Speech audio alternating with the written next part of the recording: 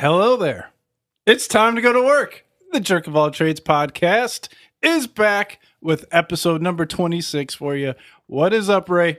Lucky number 26, man. This is my lucky number, and this should be a lucky show for us today and a lucky show for all of the fans of the Jerk of All Trades podcast. Absolutely. Because we are back after a small sabbatical. We are rusty. Yeah, I thought you were taking that. I was going to say something, but I thought you were going to keep going. Oh, yeah. We got a great show lined up for everyone today. We've got Netflix co-founder that wants everyone to be able to go to the movie theater as many times as they want for $10 a month. $10 a month. We got a porn website, X Hamster, that wants to get a big budget show that Netflix doesn't want anymore. We got Cal Exit, California looking to possibly secede.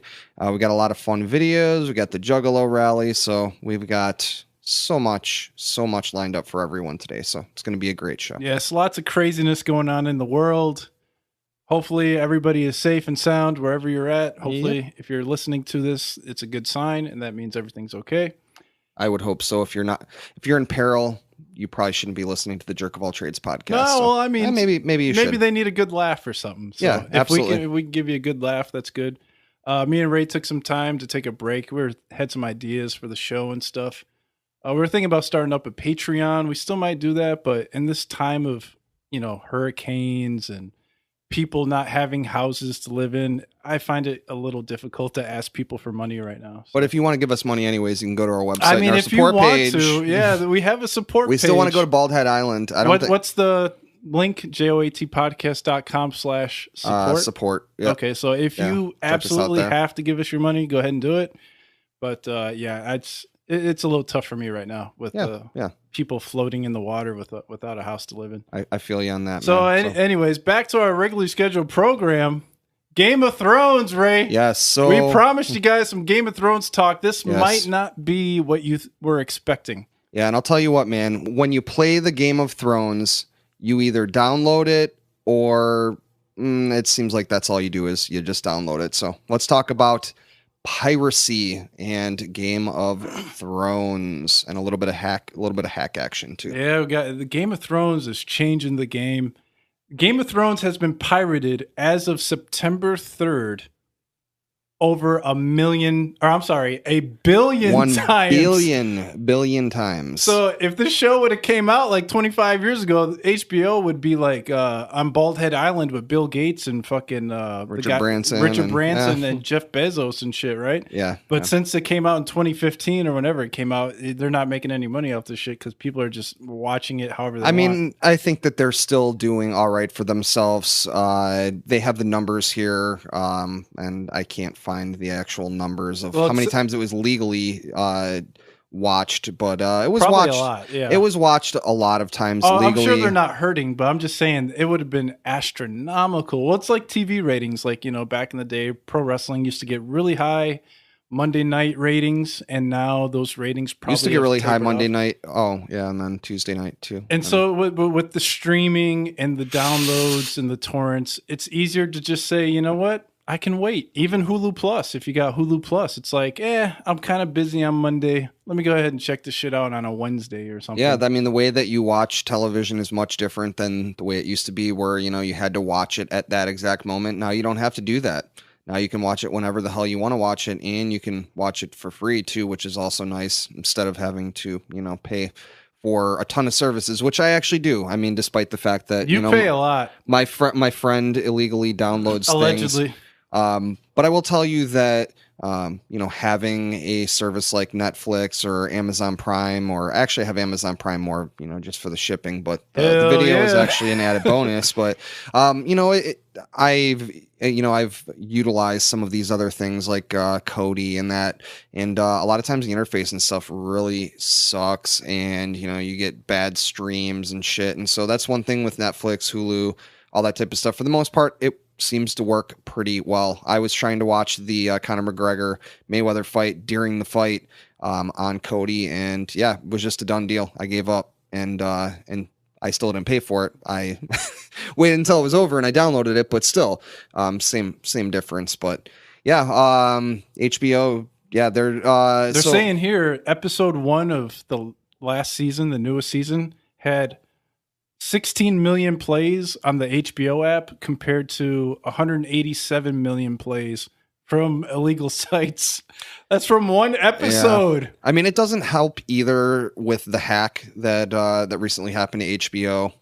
So we can kind of maybe talk a little bit about that. We don't have to talk a ton about it, but well, I just wanted to get that out there while we were still talking about views. So we had like the episode 6, I believe it was, that that was actually a third party in another country that put it up on to a an on-demand site. The one that came out like like a week early before. Yeah, and that got posted online, and that didn't help things at all. But I mean, I think people were waiting anyways. People were still watching it like as it happened too, because they didn't want it to be ruined.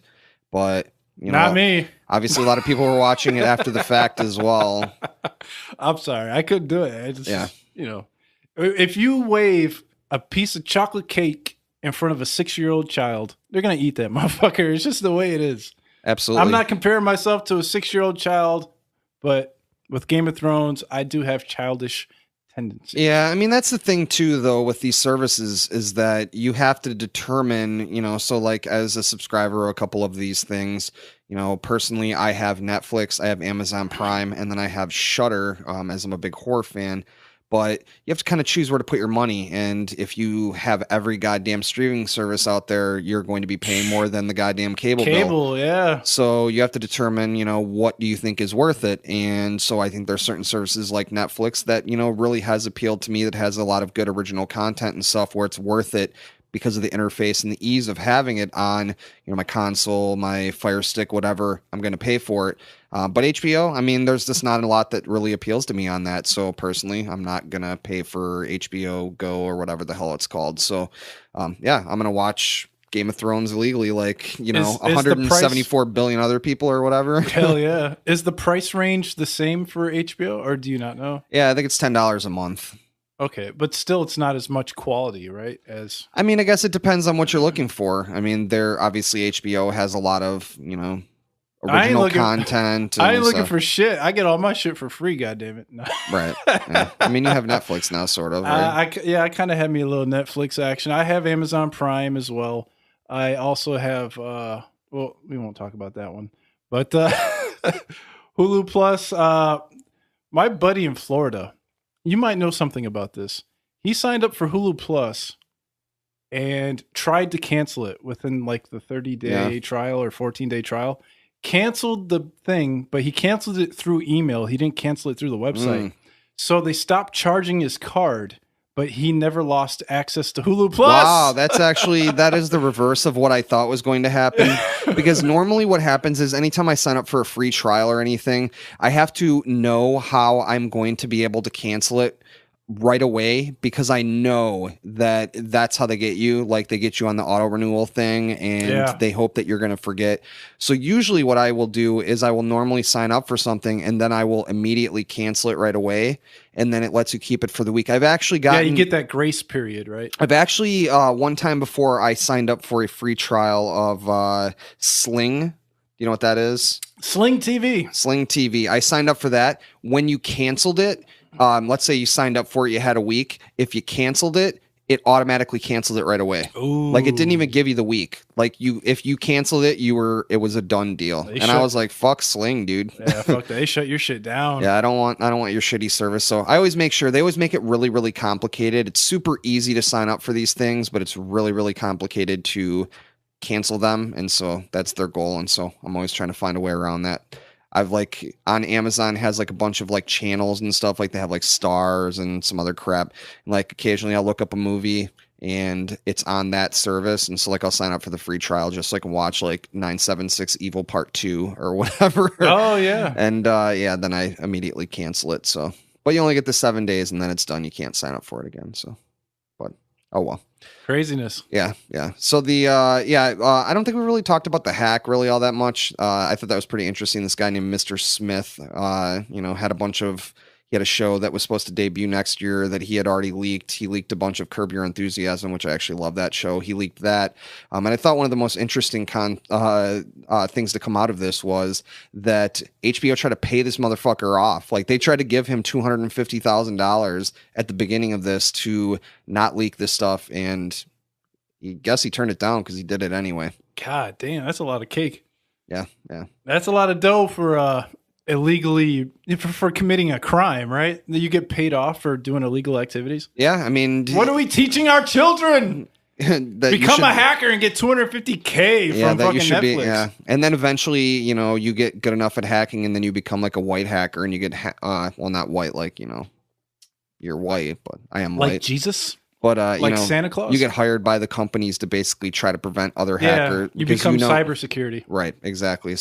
So definitely become a hacker, and your life will be the shit. So. Yeah, pretty much. Did we talk about the lost revenue? Did you hit those numbers? Nah, I was waiting. Yeah, I like the casual conversation we're having. Hit me with the numbers on this. Well, on the website I was looking at, it said in 2010, the Directors Guild of America pegged the annual cost of global piracy to American companies at $25 billion in lost sales. This translated into 375,000 jobs lost each year. And in 2006, the Motion Picture Association of America commissioned a study that found film piracy cost the U.S. economy $20.5 billion. That's a long time ago, and I can only imagine those numbers have gone way up, way, way, way up. Billions and billions and billions of dollars. Yeah, so I don't know exactly how they determined these numbers and equated the actual dollar amount, but I think what this boils down to is the same thing that I saw happen when the Napster thing first hit, and all the artists were like, this many people downloaded my album, and so thus those are lost sales, and those are sales that I could have had, and so that equates to this dollar amount. And I think they say the same thing about movies, TV shows, whatever. And I think the thing with that is it doesn't really, though, because here's the thing. So if I've got oranges, right? Let's just say I'm selling oranges on the side of the road, and I'm selling them for, 50 cents a piece. I don't know the breakdown of what oranges sell for, but 50 cents a piece. So how many people do you think are going to come up and buy an orange from me? I don't know. Whatever. Depends on how many oranges you have. Whatever. Let's say that 10 people come up and buy an orange from me, right? So whatever. We do the math on that. You figure whatever. I make $5, right? I don't think that math was right. Was that math right? Yeah, that is right. Correct. That was correct. Okay, so now let's say that I'm giving them away for free, right? So obviously more people are going to get oranges. You need more than 10 apples.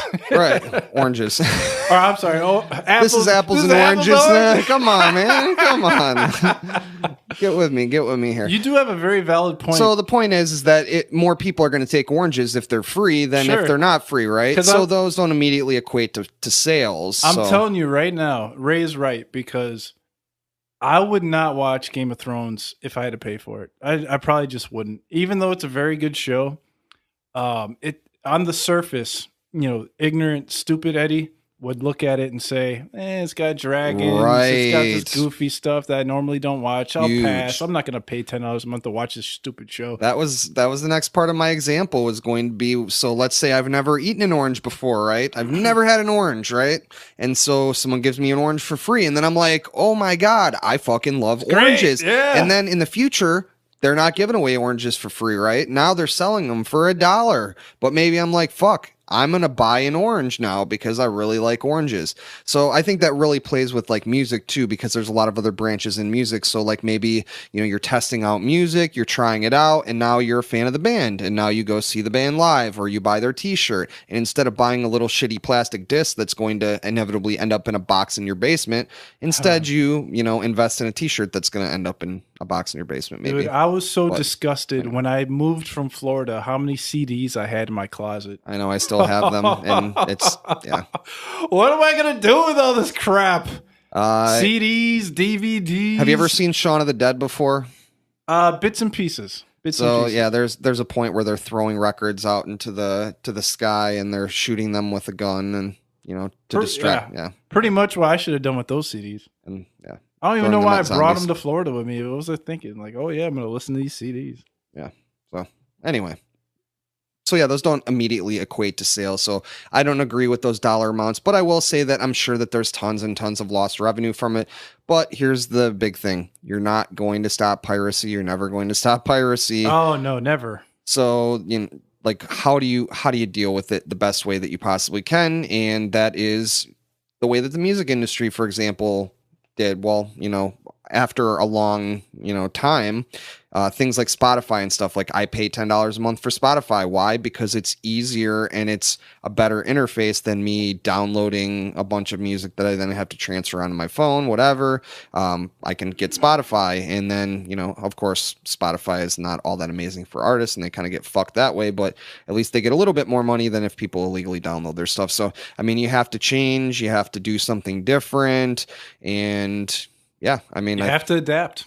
I think our next story will kind of be a little bit about that adaptability. So sure. All right, my friends. Ray, when was the last time you actually went to the movie theater to watch a movie? This was written by Eddie for me. I don't know.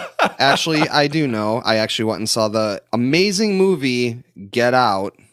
You went to the movie theater for that? Yes, I did, actually. Did you try to get a refund? No, I did not. I actually, I would have liked to have seen it a second time in the theater. But anyway, from what I've been reading, Movie Pass may be what gets me to go back more often. So let's talk about this. Because Get Out came out like over a year ago, and you haven't been back to the movies. Yeah, it's possible that I'm trying to remember if I've gone to the movie theater since then, and I don't really. Yeah, you did. Alien. Oh, Alien Covenant. Yes, you're right. But that was like Alien 4 months ago. Alien Covenant, that's right. And which I did actually like going because the theater by me now has badass like recliner seats that are heated and open rows and stuff. But still, I mean, I still don't really go that much. Why? Because it's fucking expensive. But Absolutely. It doesn't have to be. No, hell no. There's a Netflix suit, and current Movie Pass CEO Mitch Lowe intends to slash the price of a Movie Pass subscription. Do we have that in Kenosha? So the thing is basically you sign up for it, and then any movie theater that takes debit cards, then you can go. We do have it. So yeah, I mean, which I would assume. So the AMC, which is one of that's the theater that's in the town to the north of us. Yeah, they're not very happy about this. So yeah, and then I think every movie theater takes debit cards, right?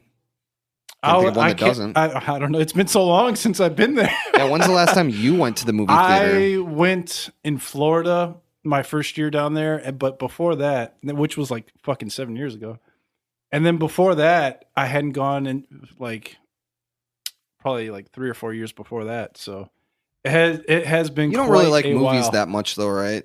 No, I like good movies. I don't like sitting through a long ass, boring ass. Yeah, that was like a pot shot, by the way, because you always talk about how amazing your movie taste is, and mine's better. Not always. If I go see a movie and I don't know if it sucks or not, it could suck. Like, well, that's when you don't go see it. No, well, I just sat in the movie for 2.5 hours, and I was like, God damn it! I sat here for fucking 2.5 hours. The movie never got good. I was hoping it would get better this whole time. Never did. Wasted my fucking life. Yeah. But anyways, I mean, it was an experience, right? No, it was a bad experience. The one that I don't want to experience. This is a hypothetical experience that didn't even fucking happen. But let me tell you, if I only had to pay $10 a month, off the rails. If I only had to pay $10 a month, maybe I wouldn't be so mad about it.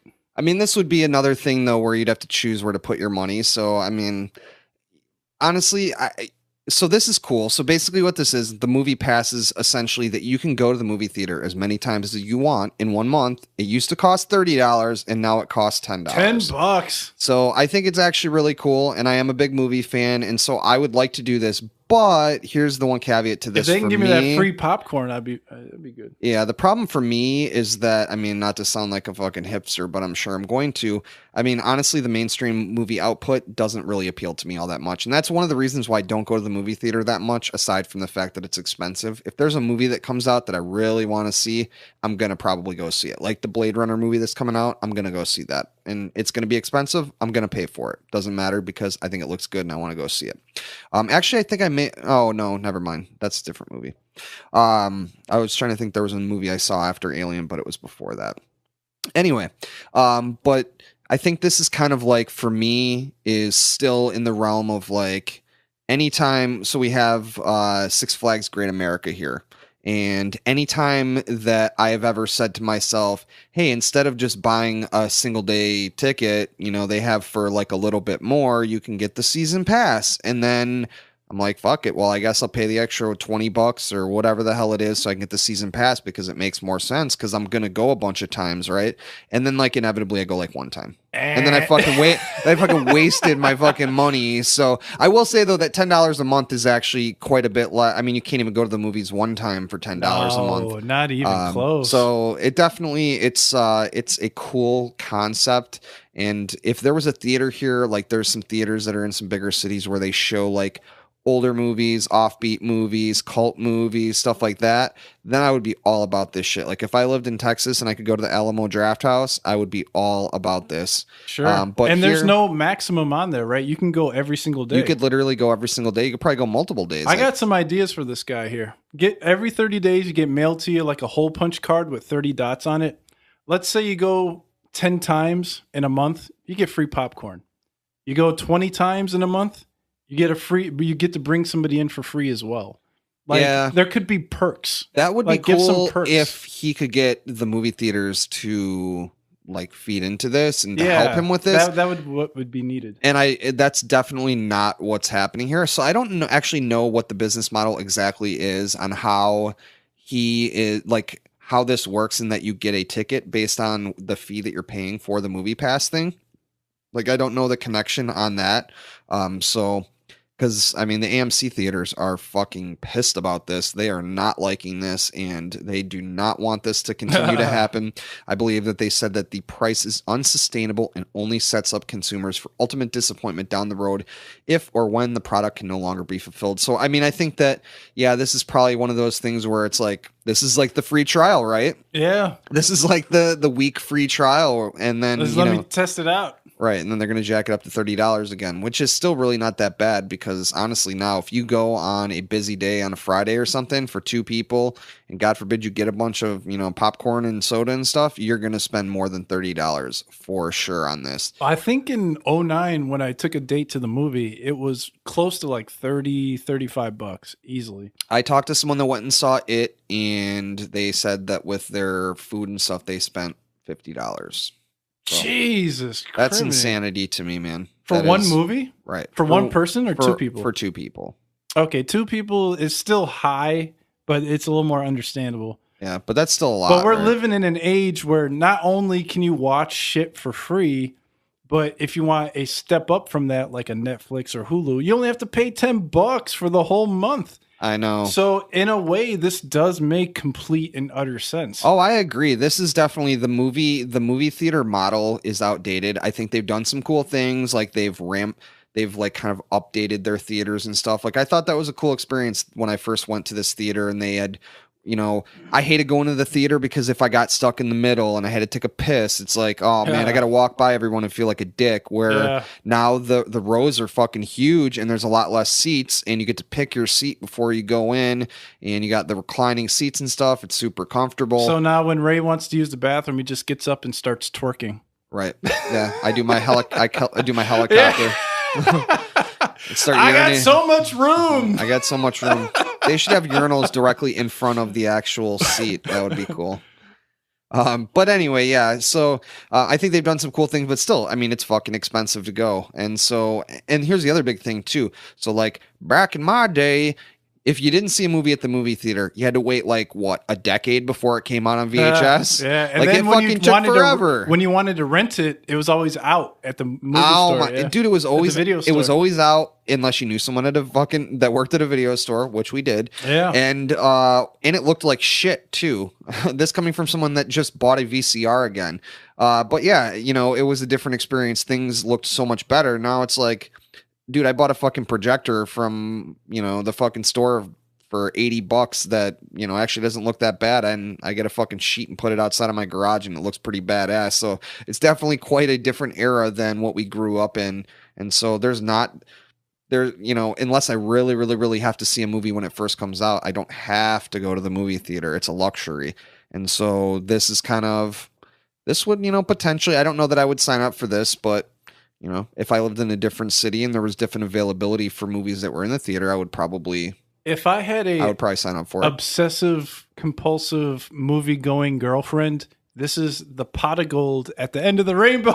Absolutely. Oh my god! You might get the pot of gold at the end of the rainbow if you took her to the movies like every day. I don't have to spend $50 a night going to the movies anymore. I only have to spend $10 a month. You can get your popcorn bucket hand job, dude. For get the fuck 30 out times here. Or 31 or 28 or 29, depending on how many days are in the month. And you know, you can get it for $10 a month. Honestly, right? They could make this like 30 and the cost of popcorn. $30 a month, and it would still be a steal. Yeah, well, I think it is $30 a month normally. Well, I mean, like, you know. Yeah, the one other thing that they're talking about too is that they're talking about the long-term plan on this is targeted advertising. So like what Google and Facebook and stuff do. So get people into the movie theater and then start, you know, advertising shit to them that, yeah, if I'm there, I'm just ignoring whatever it is, but it's probably subliminally like getting in my subconscious and I'm still buying your shitty product. But I'm going to tell you that if I see it, I'm going to be like, I'm not going to buy that. But I'm secretly like, man, I really want some KFC. I don't even eat chicken. Well, here's the deal. It's like AMC is pissed about this, but not the network that Breaking Bad was on. No, by the way. You have two options. You can keep your prices where they are and your movie theaters can be half empty. Or you can go with this and you can fill the fucking theater with people going to see movies. Right. And then hopefully those people play the arcade. Hopefully those people buy some popcorn. Do you want to be the next gas station? Do you want to be the next mall? Yeah, that's what I'm hey, man. Obviously, change AMC, with the times, man. They don't listen to the Jerk of All Trades podcast. No, they don't. If they did, they'd be more welcoming of something new and different and innovative and evolving instead of devolving into the ground where they're probably going to be in the next 25 years. Yeah, absolutely. They are not, they're fighting against this tooth and nail. And I think that they should really be, you know, trying to change their tune because, you know, they have a limited shelf life on what they're doing right now. So technology is only going to get easier and easier. You know, to get entertainment into your brain piece, and they've got to find a way to stay relevant, and they're not doing that, in my opinion. Crazy. Well, speaking of innovative and new ways to do things, maybe instead of going to the movie theater, one day big blockbuster movies will be made available on porn sites. Sounds crazy, right? You gotta check this out, Ray. X Hamster is bringing TV shows to their porn site, notably Sense8. So, you know what? I've actually never heard of X Hamster. I've never been on their site before. I'd never been on Pornhub before, so I figured this might be a good opportunity to check out X Hamster and see what this is about. You didn't do your research before the podcast? I didn't, no. I wonder, you know, I actually wonder if this is somehow named based on Richard Gere, do you think? Sense8? No, X Hamster. X Hamster? Right. Why? Because he looks like a hamster? No, you never heard the story back in the day about how Richard Gere liked to put like gerbils in his butthole? What? You never heard? Are you fucking kidding me? You never heard that? That was like Richard Gere, the actor? Oh my god, dude. He was in Pretty Woman. Yes, that was the story back in the day that he would like put tubes into his butthole and that he would like feed gerbils or hamsters into his asshole. Oh god damn it. You never heard that before? No. So this might be the X Hamster that was inside of his his butthole. Ugh. All right, so let's check out X Hamster. Let's see what they have to offer. Tattooed country mill fucked anal POV. Mature lady fingering teen beauty. POV is always good. Dyked teen dominated by sexy MILF. Good looking Abigail Mac eats horny Kendra lusts. So they don't already have the... Wait, no. The Sense8 is on Netflix, but they don't have the old seasons on there? They're only going to have the new season? I think they would only have the new season. Oh my god! I just found a video of the Disney princess. It's called Princess Disney Bitches. Yeah, this is all the Disney characters. This is Ariel currently getting boned right now. Here's some other Disney chick getting her. Here's Poca what? Oh man. Poca hot ass. Oh my god, he is poking that hot ass. Holy. Oh man. Oh my god. Oh my god. The beast is jerking off to a picture of beauty right now. No. Oh my god, I have to leave. Oh, I can't do that. Okay, I have to leave. My virgin eyeballs. Okay, so anyway, basically what's happening is Sense8, which I actually watched one episode of, and I thought it was just so fucking terrible I had to turn it off, honestly. It's created by the Wachowskis, who created The Matrix, and they also put out V for Vendetta, which one of my personal heroes, Alan Moore, I know wasn't very happy with the adaptation of, but I still liked it. I thought it was good. But yeah, Sense8, it's a show. It's on Netflix, and I don't know. It's got a lot of lesbians and gay people and stuff on it. I noticed that the Wachowskis are the Wachowskis, they used to be guys, and now I don't know if they've had a full sex change or what. They went exactly. Full Bruce Jenner. I believe they did. Oh, interesting. And they're movie directors or TV show. Yeah, they directed The Matrix. Oh, yeah. That's right. That's right. Yeah, they used to be the Wachowski brothers. Yeah. But anyway, yeah. So anyway, I just noticed that. So not that there's anything wrong with that, but Jesus, this show is really, really, really heavy-handed with like the political ideology on it, and I didn't really think the show was very good from what I saw of it. I saw a couple episodes, and I was honestly. Oh, you've actually seen it? Yeah, I saw 2 episodes, and I really couldn't tell you much about it. Honestly, I saw the trailer. I watched the trailer before I got here. Yeah. So anyway, but I mean, it is acclaimed. A lot of people do like it, but not enough people liked it because Netflix canceled this shit, and it had 2 seasons. So the Wachowskis are basically writing like a new season of this thing, despite not having Netflix anymore to put it out. And so X Hamster, a porn site, basically said, "Hey, we want to put the 3rd season out for you." Nice. Because they got the budget, right? They've got more. I believe you said they've got more. Or they said we have the eyeballs and we have the revenue. So, I mean, more people are going to porn sites than any other website out there, and it's the biggest thing on the internet. It's the biggest thing everywhere. People like their sex. So. It's almost ingenious. Like, this is feast or famine. Either this is going to work 1,000% and it's going to be a big, big thing, or it's just gonna crash and burn. I'm gonna be honest with you. So I don't think the Wachowskis have actually commented on this thing. And X Hamster, I think at first they're spending all that money, $9 million an episode. Yeah, people thought that this is kind of a joke, but they were actually very serious about this. They really did want to do this, and they've said that they're very big fans of the show. But the Wachowskis haven't said anything about it. So I think one of the articles I read about it was a lot of the issue of this would be getting, Hollywood to join together with the porn industry, with the adult industry. Obviously, it would work in terms of, the X Hamster has the viewership and they have the money to be able to make this happen. But how do you get those 2 things to join together? Obviously, Hollywood as well is not, as progressive as they probably should be. And things like Netflix and Hulu and stuff really changed the game. And are those things becoming a little antiquated? I mean, I don't really think so. I think that this show just really wasn't, it wasn't worth the amount of money that Netflix was putting into it. Well, the times are a-changing.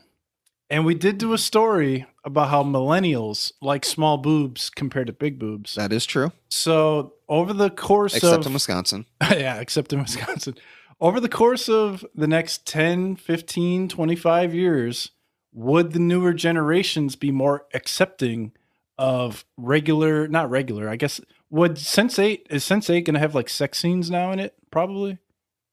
I think that it does actually have a little bit of that, and Well, they were kind of joking they would have more of it, but I don't think they have to. They could go softcore. They could go softcore. But would the newer generations 10, 20, 30 years from now be accepting of mainstream television, mainstream movies on their porn sites? I think a lot of people probably would be right now. I mean, if Game of Thrones was on, Pornhub or whatever, RedTube, I don't think Can you imagine? They'd be at like 2 billion illegal views. It wouldn't astronomical. It wouldn't even be illegal though, because Game of Thrones and Pornhub, that's like the tag team from hell. Tag team back again. Check, get a record. Let's begin. Yes. So that's the Chicago Cubs home run song, is it? By the way. I did not know that. But yeah, I think that people would probably be accepting of it right now. But I think that is the logistics of getting Hollywood to work together with the adult industry. I think that's the biggest thing. And I also think that there would be like this stigma put onto whatever that show was. Yeah, but the stigma's gone now. The stigma is slowly devolving. I think it is eroding for sure. But I think that, would the Bible Belt be watching? I mean, I guess they're not watching Sense8 anyways, but no. I mean, when the 700 Club is on Pornhub, then I don't even know if that exists anymore. We're talking 2030, 2040. This is a long time from now. This could happen. I don't even think it's got to be that long. I mean, I think that this could be the beginning points of that happening. And I just think that the logistics of getting... How crazy would it be if X-Hamster's claim to fame was, we used to have porn on this site, but now we just give you like, your fucking Curb Your Enthusiasm and, Game of Thrones and all that stuff. We used to show porn here. Isn't that crazy? Now we got all your TV shows right here. Yeah, I mean, that could definitely happen. And I mean, how easy would it be for a site like that to just have like partitioned off sections, and instead of just being just pornography, it's your regular shows, and then you have a porn section, right? Well, here it is. It's like I got to get my crank on. After that, I'm feeling pretty chill. Crank anchors? Would they have crank anchors? Like a little crank anchor action. After that, I just want to watch me a little TV. That's all. I just want to lay in bed and watch some TV. Yeah, absolutely. So yeah, I mean, I could definitely see this happening. I think it's just going to take a little bit more time. Ooh, I just saw this here. I know I'm going backwards here, but it says X-Hamster reps say they get more traffic than the New York Times and ESPN. I'm not surprised. I hate the New York Times. Yeah, I'm not a big New York Times guy, but ESPN is huge. Let me tell you how hard up the New York Times is. My buddy, one time, I think we were probably about maybe 15 or somewhere around there. And I had done something to make him angry. And so he signed me up for a bunch of magazine subscriptions where you could just basically fill out the thing that says, hey, I want to sign up for this and I'll pay you later. So he signed me up for a bunch of these things under names that I can't believe that they actually, one of them was like Ray Vic My Balls. But that was how any company was like, yeah, this seems like this is a legit thing, right? So anyway, he signed me up for the New York Times. And also Cat Fancy magazine as well, which now I would actually like Cat Fancy, but I didn't have cats back then. No. But he signed me up for the New York Times. The New York Times still tries to get me to resubscribe to the New York Times. Oh, geez. Dude, that's been sent for like 20 years. The New York Times has still been trying to get me back as a subscriber. I guarantee you that X-Hamster is not trying to find the people that used to jerk off to their porn and get them to come back. They don't need to because they have plenty of new subscribers, and obviously the New York Times is falling behind the times. We can file New York Times under stage 5 clinger for sure. Dude, 20 years? Super serious clinger, dude. God, the damn. Worst. 20 years still trying to get me to join together with them. So, yeah. Anyway. Fuck them. So let me tell you what, between streaming porn and TV shows, I'm going to have to upgrade my phone so my battery doesn't die so fast. So hopefully the new iPhone X has the Jesus battery in it. I do want to say once again, this was written for me, and I'm not buying the iPhone X. I'm going to ride out my iPhone 7 for as long as I can until that motherfucker dies. So iPhone X, I'll see you later. I'm not paying $1,000 for a phone. Sorry. Yes. So the Jesus battery. The Jesus battery. So I'm sorry for making you read all my shitty transitions. No, it's okay. I add my own little. They're actually not shitty. They just, because they didn't come from my mind, they don't fully encapsulate what my views and opinions are. All right. So the Jesus battery is made by Ionic Materials. Ionic's innovations combine the advantages of the familiar alkaline batteries we buy at the drugstore, cheap, safe, and reliable, with those of the more expensive. Why did they have to say the drugstore? I mean, you buy them everywhere, right? Anywhere I can. Anytime I need batteries, I'm just trying to get me some batteries. Anytime I need batteries, I usually don't have batteries. Amazon. You know what? Amazon. I never bought batteries online. The 180 pack for $15.99 or whatever the fuck it is. Yeah, you'll never look for batteries again. I'm like I'm the guy that, like, when I need like I'll have AA batteries, but like if I need AAA batteries, I have to steal them out of something else. Oh, like yeah. I'm looking for an old clock or something. Like, do I have a clock in this? I've never owned a clock in my whole life. You're going through like the VCR remote that you haven't used in although my dad 20 years. My dad did own, like, I think he had like 3 clocks in his room at one point. He had, my dad, we talked a little bit about my dad. My dad had, not even fucking with you, my dad had 5 calendars in his room. One of the best. Real quick, I know this is off. This is off. When you talk about your dad, I don't give a fuck, Ray. All right, so So we live in Wisconsin, so we have alternate parking, right? And so my dad I went into his room one day, and this was like fucking, I don't know, it was like maybe April or something, and I go into his room, and I see every day on his, like, 5 calendars he's got them X'd off, and then he's got, I think it was YS, and TS, and I was like, or wait, no, it was OS and TS, and I was like, what does OS and TS mean? And it was our side and their side. And so he had written our side and their side on every single day. I'm not even fucking with you. Okay, so alternate parking is so they can plow the streets, right? It usually, I think it ends maybe at the beginning of April, but I think it might only go till March. Anyway, he had written this until like August. I'm looking at this thing, I'm like, why do you have alternate parking written until August? It ends in like April. And yeah. So you can never be too safe. You can never be too safe. 3 clocks. 5 calendars, and they all got that alternate parking on. Oh my God, he would kill me. He would have our side and their side. Our side, their side, Ray. Our side, their side. He would have pictures on his wall, and like, so like a normal person would like set them all at the same height or try to like have something pleasing looking going on. All his things would be like almost up to the ceiling. Like, oh, they'd be staggered? No, they would be staggered, but then they would be like literally almost all the way up to the top of the ceiling with like blank wall below that. I was like, dude, you need an interior decorator, bro. Oh, that is so funny. I miss your dad, man. I know. He still hasn't liked me on Facebook. We need to get my dad on the podcast. I don't know. Whatever.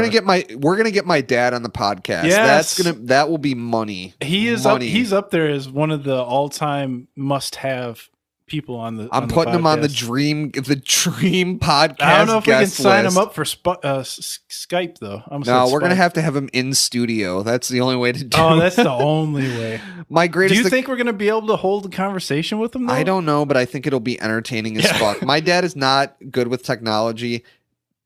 My greatest accomplishment of all times was teaching my dad how to use the recording feature on a VCR, where you could set it up for a specific time. So. My girlfriend once taught my dad how to use, as he referred to it, Netflix.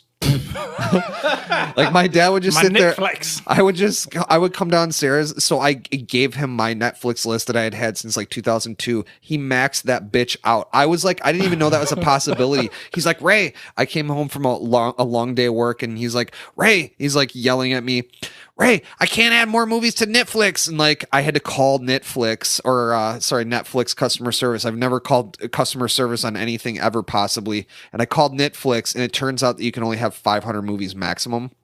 on your list. And so only 500. He would sit there for like, I'm not even kidding you, like like 4 straight hours, like looking through all the movies on Netflix and adding them to his list. God damn it, Ray! I can't add any more movies on my Netflix. What's going on with my machine? I'm saying it right now. If he's on the God. show, I got $1,000 that says you and him get into a massive argument. It's totally. It's so we get along a lot better than we used to, but yeah. No, it has to. My dad has anger management issues, and he brings them out of me. I would just wake up in the middle of the night to my dad pounding the top of his DVD player because it wouldn't be playing the burned copy of Baywatch season 4 that I made him. Oh man, that is so funny. Yeah, So but I miss funny. it. I miss it. Your dad is an OG, man. Like I'll always miss hanging out with not with your dad, but hanging out around your dad and shit. So yeah, he is. He's a trip, and we will have him on the podcast. And when we have him on the podcast, you guys will finally does your dad fully understand. Yeah, does your dad use a smartphone? He has one now, but I don't think he really utilizes it all that much. He's finally got a Facebook, but I think that his wife set it up for him. Yeah. I can tell because all the things are spelled properly. So. My dad's not a good speller. He's actually quite a bad speller. The composition is a little off. It's like in a right way. It's a lot off, but that's okay. Anyway, so back on to the topic of the Jesus battery. I was going to say, he'd be stoked to be about this Jesus battery. I didn't even got to charge my battery, right? Look at this. Yeah, he would hate when he had to get new batteries. So. Yeah, that's crazy. So yeah, well, this brings me back to when I was in Florida. One of my buddies down there, he was like, Eddie, this is such bullshit, man. I'm like, what are you talking about? This fucking new phone. Like, yeah, it's a great phone, man. He's like, no, the battery stinks. I'm like, well, yeah, they've always stunk and they probably will always stink. Yeah. He's like, why can't they just make a battery that you just charge it and then you're good for like a month? And I was like, dude, you know what? You are fucking right, man. We got fucking flying cars. We got self-driving cars. We got blowjob robots, but we can't have we don't have it yet, but we want it. Yes. We can't have a battery in our fucking phones that charges one time for like the week or even the month. Like, give me a break. Batteries have definitely been something that's been forgotten in the innovation game. Like, we've just been dealing with the same shitty alkaline batteries in our like normal stuff. And then we've got our lithium ion ones that, you know, occasionally set on fire and stuff. Yeah. So yeah, they definitely haven't innovated in this realm in any recent time. And so this guy is basically kind of looking to combine together the lithium battery with the alkaline battery. And so kind of what he's doing is that he's removing the liquid from the lithium equation and using a plastic that's like a fire retardant inside of this battery. And so, you know, for your regular drugstore batteries, obviously those are going to, you know, last for fucking ever. They're going to be rechargeable and better than the regular normal shitty rechargeable ones that cost $1 million fucking dollars. But on a bigger scale too, I mean, you can utilize this for, you know, clean energy. And so, I mean, I think that's probably one of the cooler concepts of this. Obviously, it's going to be cool to have a battery in your phone that doesn't fucking die right away. And it's not going to be in the iPhone X, but I'm just saying, like, I know there's a safety issue with the longer battery, with the liquid inside the batteries. Let me make the choice. I'm not going to sue you. Just let me make the choice. I'll take the chance. If my battery lasts a week off of one charge, but it might light my house on fire, that's a chance I'm willing to take. Just give me the good battery. Depends on what the battery is in. What do you mean? I mean, it depends on what item the battery is in, right? A laptop, a iPhone, well, I think that those are a car. I mean, I don't want a flammable battery. Well, I mean, I think that those already have lithium ion batteries, which are the rechargeable ones, which are the ones that are prone to setting on fire. I think he wants to utilize. I think that they do want to utilize this in the lithium ion realm as well. Because a lot of these companies, you know, like Tesla and stuff, are already investing in lithium ion. Yeah. But I think he also wants to bring it into the shitty, cheap alkaline batteries as well, and then utilize alkaline in a much bigger scale as well for clean energy. So I think it's a pretty novel concept, and I hope that it actually happens because this guy is actually pretty innovative. He called the fact that people would be walking around with, you know, mobile devices in their pockets in 25 years. So Like 20 years ago, you were saying that shit. yeah. So he is definitely ahead of the game. And so hopefully this happens, because I'd like a cool battery that doesn't die all the fucking Well, time. here you go. For you crazy hackers making $250K off HBO, make a fucking battery that will last a month and you will get money. Trust me. There will be fucking companies that pay you. Get money. You will get money. If you can hack into these batteries or figure something out with your little computers and stuff, you will get paid. You will get paid, because I promise you, Elon Musk, if you can invent a battery that will make these cars go and go and go and go, he will pay you. So there you go. Yes, abso-fucking-lutely. Abso-fucking-lutely. So with that said, you ready for a break, Ray? Yes, let's break it up. Absolutely. Man. Thanks for sticking with us, guys. We'll be back after the break. Yep. You still remember the first time you caught a glimpse of her. How could you forget? You were but a budding blossom, and her equally budding bosom called to you. You felt tingles, shivers, shakes, and blood flowing into areas that began to transform with the wafting air of her essence. Your very first crush, the local librarian. You imagined the things you would do to her, the things she would do to you, what she looked like beyond those conservative clothes that society surely forced her to wear. Yet, as the years went on, things began to change. She began to change. You began to change. And so did technology. If only there were a parallel.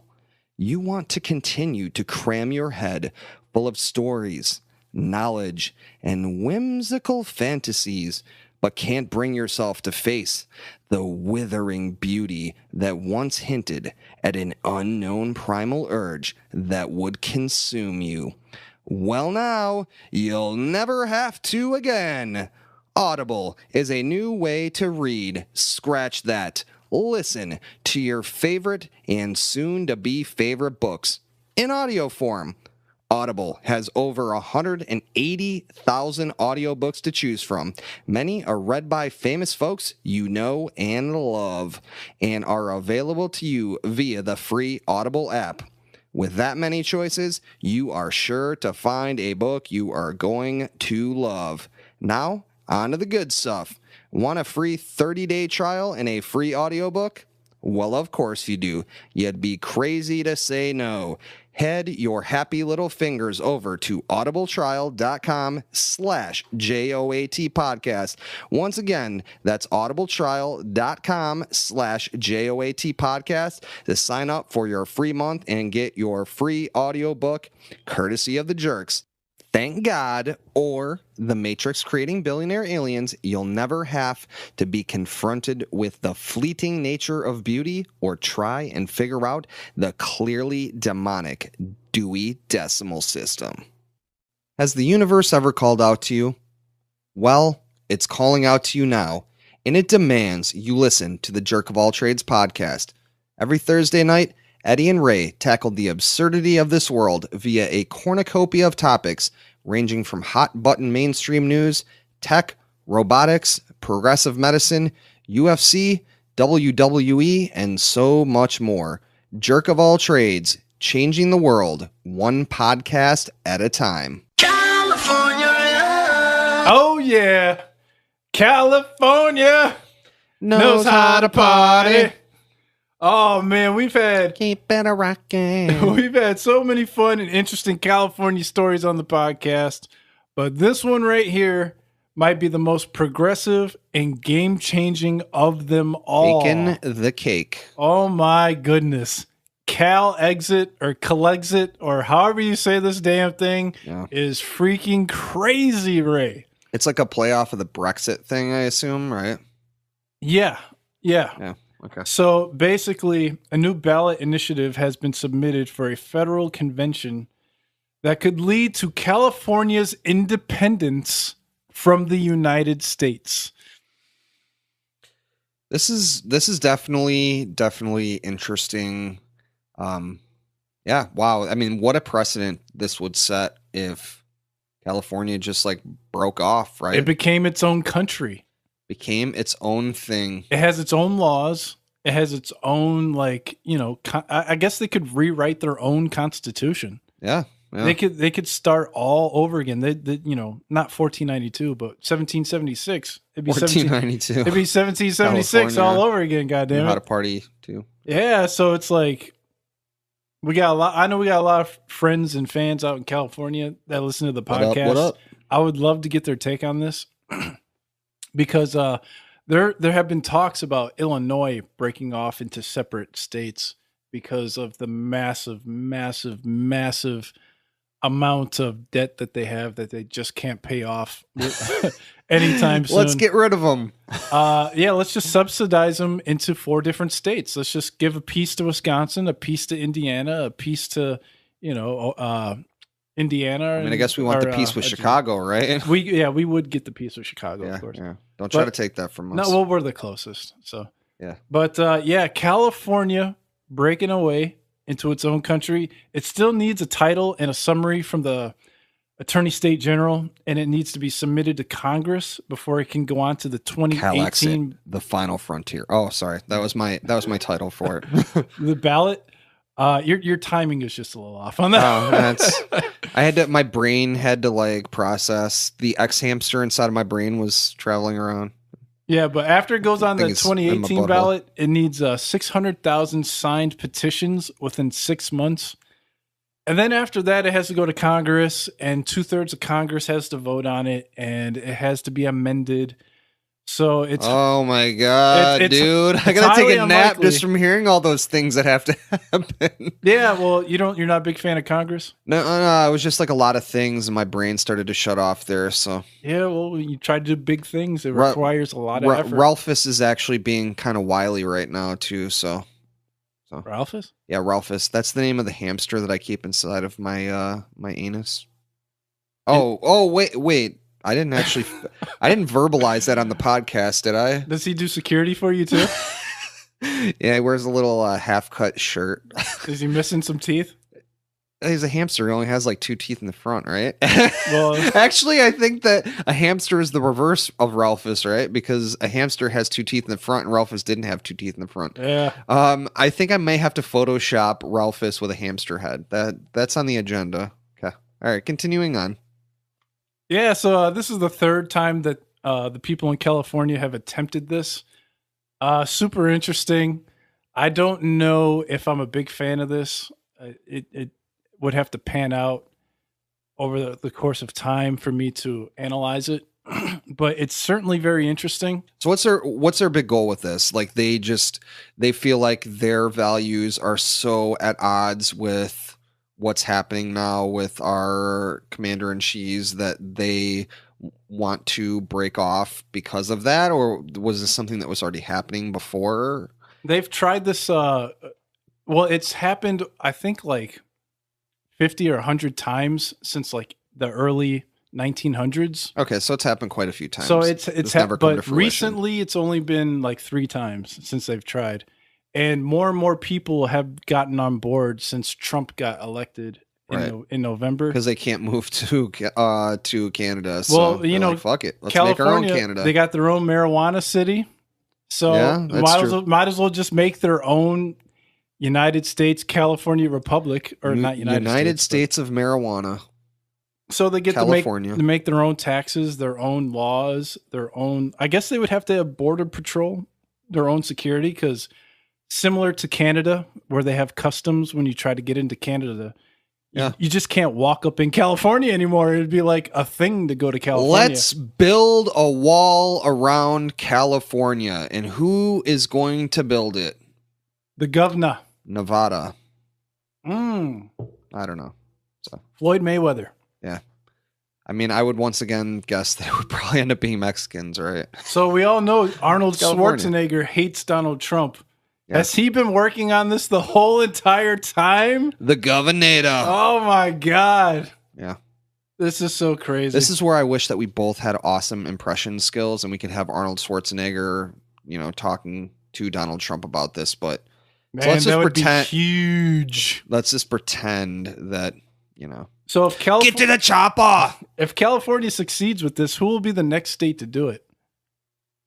Probably Texas, Florida, Texas. Yeah. Not Wisconsin. All my exes live in Texas.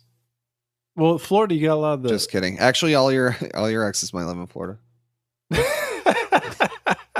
I don't know. All your exes live in Texas. None of my exes live in Texas. Is that why you like big boobs? Because they all have big boobs down there. Because everything is bigger in Texas. Yeah. I like big butts, and I cannot lie. Well, hopefully everything works out. California exit. Maybe in 4 years they'll be their own independent little country out there in California. We'll have to wait and see. Yeah. Can't tell them shit about marijuana after that with their fucking legalized marijuana and shit. I mean, I think do whatever the fuck they want. I mean, I think that's going to happen anyway, but yeah. Anyway. Even more so, they're untouchable at that point. Yeah. They might be untouchable. So, if there is one state that ain't seceding, it is without a doubt motherfucking Michigan. So for Christ's sakes, Detroit filed for bankruptcy. These motherfuckers cannot afford to put the ballot out there for that to happen. So they do, however, have a musical moneymaker, and I'm not talking about that hack Kid Rock. Yeah, I saw your video on the stage. I get it. It's character. You're a joke. Anyway. But I'm instead referring to... We can file Kid Rock under not coming on the podcast anytime soon. He wasn't coming on the podcast, nor do I really want him on the podcast anyway. So I don't want to give him more airtime than I just gave him right now. But anyway, I'm referring to a couple of painted clowns named the Insane Clown Posse. So I know we've talked about them a little bit. And, hey, I'm not the biggest juggalo out there or a juggalo at all, but... Well, you've been to a juggalo concert. Yeah. Should I tell that story again, Eddie? Please, no. Okay. So yeah, they've been in the news. I got a quick 2-minute story for you, Eddie. 7 minutes later. Eddie has got a quick recap of the most recent UFC proceedings, so... Where I nailed all the picks? Silence deafening. Anyway, so yeah, the Juggalos are in the news of late. ICP is in the news. Let's talk about the Juggalo March in D.C., the anti-Trump rally by the Juggalos. So, yeah, let's talk about it. Washington, D.C., in front of the Lincoln Memorial, about 1,500 Juggalos staged an all-day rally in concert to protest what they say is class-based discrimination by law enforcement. Hating on the clowns, and after it is in the news, everybody loves clowns again, and they don't love the Juggalos still. So they had 1,500 Juggalos, and I'm sure there were some Juggalettes there as well. They staged an all-day rally in concert to protest what Eddie just said, which is basically the Juggalos were basically named by the FBI as a gang. And so they're not happy with that. And I think they also really, really hate Trump. So, a lot of people hate Trump. Yeah. So the Juggalos and the ICP are not fans of the Trump administration. So there was a Trump rally there as well. And so the Juggalos staged this one, which was also a concert, which I also did notice that you actually had to pay to get into this thing. Did you notice that? No, I didn't care. Yeah. So I wasn't going. Yeah. So, well, that wasn't even my point. My point was just like they made a big deal about this, and they also made some money off of it too. So of course, I guess it's not too surprising. Yeah. Eddie's got listed here that one demonstrator held. When was the last time ICP did anything for free? Tried to explain how magnets worked unsuccessfully. I don't know. I mean, I'm sure they do things for free all the time. I'm sure they take a shit for free, right? I don't know. I mean, we were still waiting for the Black Juggalo to come on the show, and that never happened. So, and I don't know. I'm looking at the pictures. I'm not seeing any Black Juggalos. The Justice Department's Gang Task Force labels Juggalos as a loosely organized hybrid gang. I've been to a JCW wrestling event. Not to an ICP show, though, like me. And I will say, not completely off. Not completely off. They are. It is loosely organized, and they are of all of similar mindset. Much like a Juggalo's vagina, a Juggalette's vagina. It's kind of like the hive mind, loosely organized. Similar people with similar ideas together, and they all collectively think as one. But I wouldn't call the Department of Justice for some juggalos, but that's just me. right, but I mean, this is like saying that the Kiss Army is like an actual military organization. Like, it's just people that all like this music and like, it means a lot to them, whatever. Like, I'm not a fan of it, but I mean, they're clearly not, they're not a fucking cult. They're not a gang. I mean, they're just people that really, They're harmless. Yeah, they're harmless folks. They're relatively harmless folks, so they like to paint their faces. So one demonstrator held up a sign that said, "Judge me not by the color of my face paint." Right, which is actually white and black usually. So this guy's got a sign that says the FBI listens to Nickelback. He misspelled nickel though. Oh, great. Oh. It just reminds me of that video you showed me with that battle rap guy. Oh, Joe goes. Yeah. Where he won the oh man, dragnets, how do they work? But yeah, Eddie is also wondering if Donald Trump faced off against the great Malenko, who would win in a no DQ hardcore match. So I think for sure Donald Trump would win, right? The Great Malenko? The Great Malenko, he had 1,000 holds, but he wasn't really good in a hardcore match. Oh, that's the wrong Malenko. Is that his dad? What are they in age? Well, yeah, the Great Malenko's Dean Malenko's dad. Was it actually? Is that true? Yeah. Oh. Well, his name wasn't the Great Malenko, but their album is based off of Dean Malenko's father. Is it really? Whose name escapes me at the moment right now. But I would probably go with Malenko. I don't know. I would go with Malenko on this one. No DQ means he doesn't have to break the hold if Trump gets the ropes. Puts him in the Texas Cloverleaf. You can put him in anything he wants, probably. Trump, though, he's got the security. He's got the bodyguards. That's what I was thinking. He's got Secret Service. But, huge. I think I got to go Malenko on this one. I'm going to go for... on a straight-up one-on-one, no-holds-barred hardcore match. Who would win... Donald Trump versus the ghost of Chris Benoit. The ghost? I don't think I've ever seen a ghost win a fight. Yeah, well, you haven't watched enough I gotta go with Trump on that one. All right, I guess I'll agree with you. So, yeah. Anyway, one other thing I wanted to cover on this real quickly too that I thought was interesting was I read an interesting article about the Faygo company. So maybe this would be a good time for me to tell my Juggalo story again about going to the. Maybe no. Anyway, I'm meditating right now. Oh, you're meditating? Okay. I think we're doing a podcast though. Anyway, so Faygo was actually started by Jewish immigrants back in I think it was like the early 1900s. I could possibly be making that up. No, sorry. 1907, they began their bottling business, and they were flavoring soda water, and then they were making frosting flavors. So anyway, it's like kind of an interesting thing that you've got this Jewish company they've kept their distance from the Insane Clown Posse, but they definitely have seen a huge amount of money influx into their company because of the Insane Clown Posse. The amount of the concert I went to, they had probably 10 pallets of this shit they were shooting all over the crowd, jizzing all over them with their soda and such. So, but this is kind of interesting that Faygo, and the Insane Clown Posse kind of have more in common than you might think. So I'm surprised to hear they started up in 07. Yeah, 1907, man. Craziness.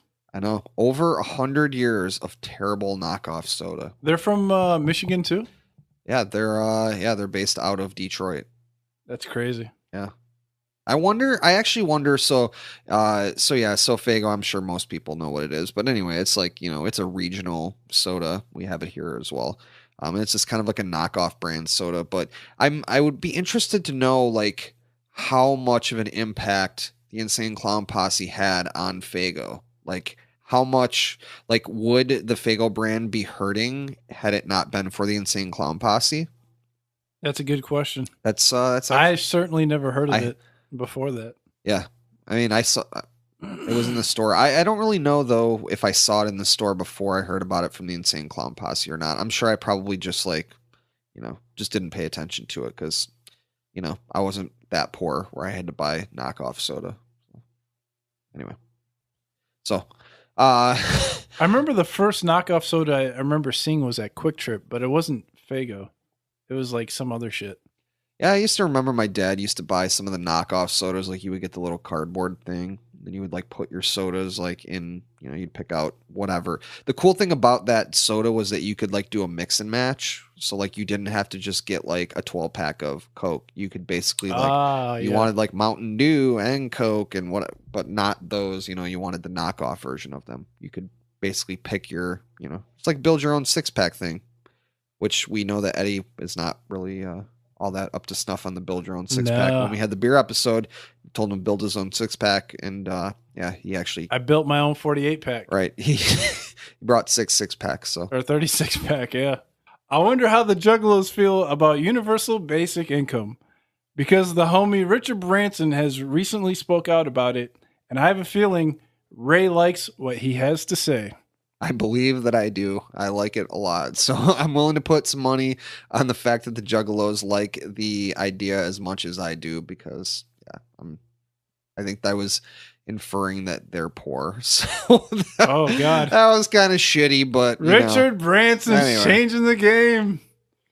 Richard Branson recently praised the idea specifically of self-esteem that comes from not having to worry about the baseline amount of money needed for life's essentials. Imagine that. This is similar to what we talked about before. He expresses a hope that giving people this leg up allow them to utilize their own creativity and entrepreneurial spirit to carve out a better life for themselves. Interesting. If I had free time instead of having to go somewhere for 40 hours a week to, be able to eat and have a roof over my head, if I, could utilize that time for something of my own, instead of having to do that in my very little free time that I have. Yeah, well, it's more than 40 hours when you take into account the overtime, the driving, the time you spend getting ready. And then you come home you want to kill yourself because, it's yeah, no, it's definitely. Sometimes you get a phone call in the middle of the night. You have to fucking fix a problem that you have nothing to do with. You got to get ready for work, and then you have to, anyway. Yeah. So yeah, obviously it's a lot more than 40 hours. And so you don't really get a ton of free time, unfortunately. And so if you had that free time to be able to utilize for, something of your own accord, and we've talked about this before, would everybody use it to, to their advantage? Probably not. But I think more people than not would probably use it in a good way.